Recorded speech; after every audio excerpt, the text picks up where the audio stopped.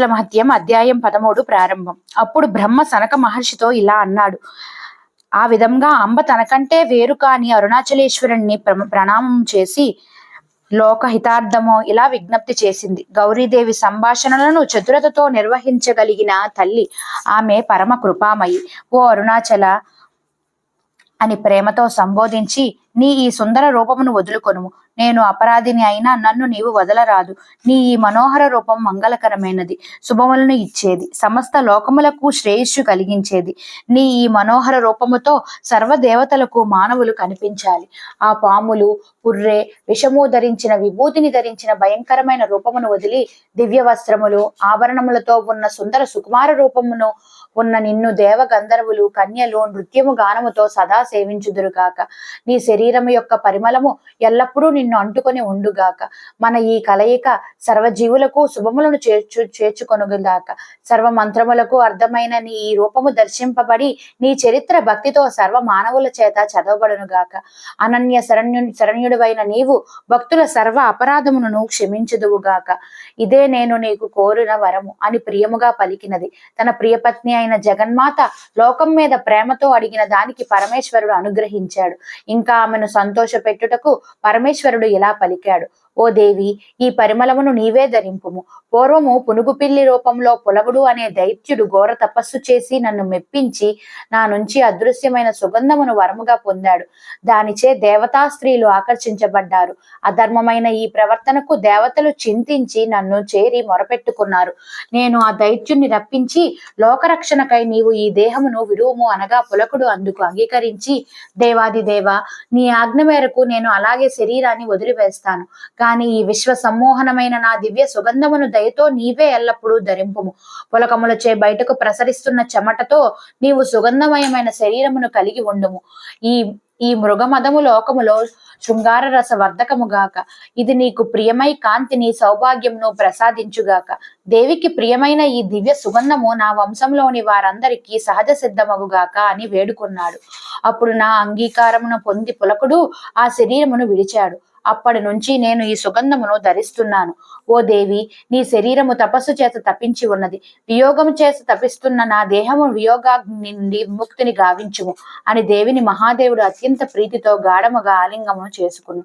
దేవి తన చేతిలో దేన్నో పట్టుకొని ఉండుట చూసి దేవదేవుడు చిరునవ్వుతో, దేవి, నీ చేతిలో ఉన్నదేమిటి అని ప్రశ్నించాడు. ఎప్పుడో తన చేతి యందు ఉండే ఆ పుష్పము గురించి పార్వతి ఇలా చెప్పింది. ఓ దేవదేవ శివ, నీ ఆజ్ఞ చేత నేను కైలాసము నుండి కాంచీపురమునకు చేరుకున్నాను. నిన్ను ఆరాధించుట మానస సరోవరము నుండి ఎన్నడూ వాడిపోని ఈ సుందర సౌగంధిక పుష్పమును నేను తీసుకుని వెళ్ళాను. ఎన్నిసార్లు దానిని ఉపయోగించినా ఆ పుష్పము కొంచెము కూడా వాడిపోదు. నాశనము లేని సుగంధము అది విరజిమ్ముచునే ఉన్నది. అందుచేత నేను ఎల్లప్పుడూ దానిని నా చేతి అందే ధరిస్తున్నాను. కామధేనువు పాల నుండి తీసిన నేతితో నేను ఏకామ్రనాథుణ్ణి అభిషేకించాను. భూమి యందు గల రాజులందరూ నన్ను భద్రంగా కాపాడారు. లోకరక్షణార్థము ధర్మ పాలన కొరకు నేను తపస్సు చేశాను. సర్వలోకాభీష్ట సిద్ధి కొరకు, నా ప్రీతి కొరకు 32 లోకముల రక్షణకై నేను ధర్మమును పాలించాను. అందరూ తమ ప్రయత్నాలతో ఎల్లవేళలా ఈ ధర్మమును పాటించాలి. సర్వాలంకారముతో సర్వభోగములతోనూ ఉన్న ఈ రూపము ఎల్లప్పుడూ జనులందరికీ దర్శన భాగ్యం లభించుగాక. ఇలా దేవి పలికిన మధుర వచనములు విని అరుణాచలేశ్వరుడైన పరమశివుడు ఆమె కోరిన వరములను వసంగాడు.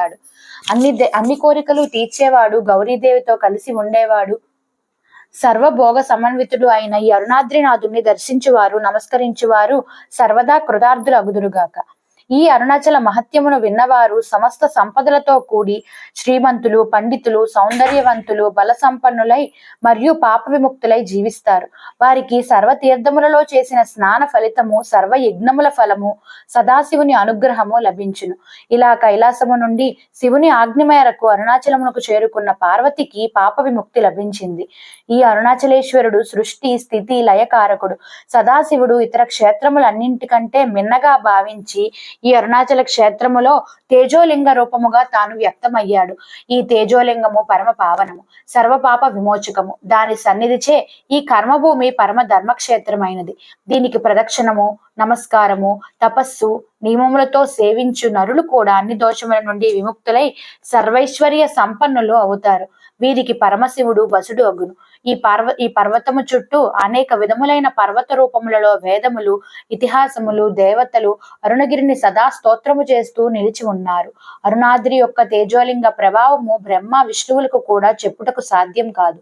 బ్రహ్మ, విష్ణువు, దేవతలు, కల్పవృక్షము మొదలైనవి ఎల్లప్పుడూ అరుణాద్రిని సేవిస్తూ ఉంటారు. దీనిని సేవించే వారికి అది వ్యాధులు కాని కలిదోషములు కాని సంక్రమించవు. ఒక కల్పకాలము పాటు చేసిన పుణ్యమునకు కూడా దొరకనిది ఈ అరుణాచల పురాణ శ్రవణము. అది నేడు నీ లభ్యమైనది. ఈ విధంగా బ్రహ్మ ముఖము నుండి వెలువడిన అరుణాచలేశ్వరుని కథామృతమును విని సనక మహర్షి అనంత తపస్సు యొక్క ఫలితమును పొందాడు అని సూతముని ప్రవచనము. ఇది స్కాంద పురాణమునందు 21,000 సంహితలతో ప్రథమ ఖండమగు మహేశ్వర ఖండమందు 3వ ఖండమందు అరుణాచల మహత్యమునందు మొదటి భాగము సమాప్తము.